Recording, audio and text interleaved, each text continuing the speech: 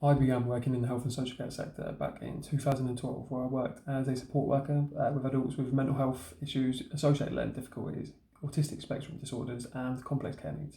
I started doing this type of work because I've always wanted to be in a role where I could make a positive impact in the lives of others, especially those who are not always able to speak out for themselves.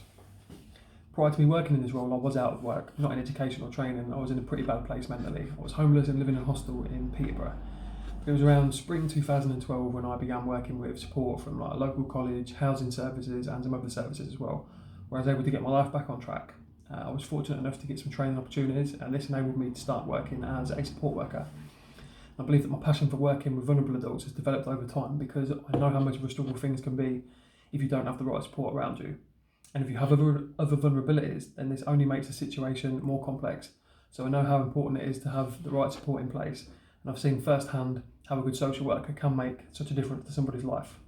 And whilst working with vulnerable adults, I decided that I wanted to push myself into more challenging roles. So in 2013, I approached Anglia Ruskin University to apply for a degree in sociology, where I studied such things as psychology, the media, politics, and racism. And I believe that this has further pushed me to understand the range of difficulties that people can face in their lives. I completed my degree in 2016 and was lucky enough to gain a role with the NHS as a Band 5 recovery coordinator. And I've been in this sort of role through a 2P process when we was taken over by CGO in 2018. And in this role I work with clients with substance misuse and mental health problems, and I've loved doing this role since then. And whilst working in this role, my skills in working with people have vastly increased.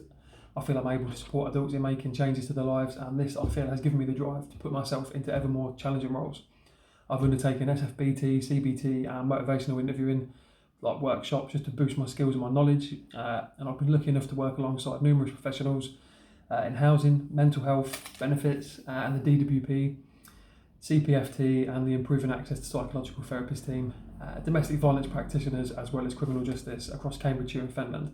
And I believe that my experience within this role, along with my lived experience, has become my main motivation to want to put myself into a role where I feel I can utilise my skills and also build on them and hopefully be an effective and valued social worker, being able to support people to live better, more fulfilled lives. Cheers, thank you.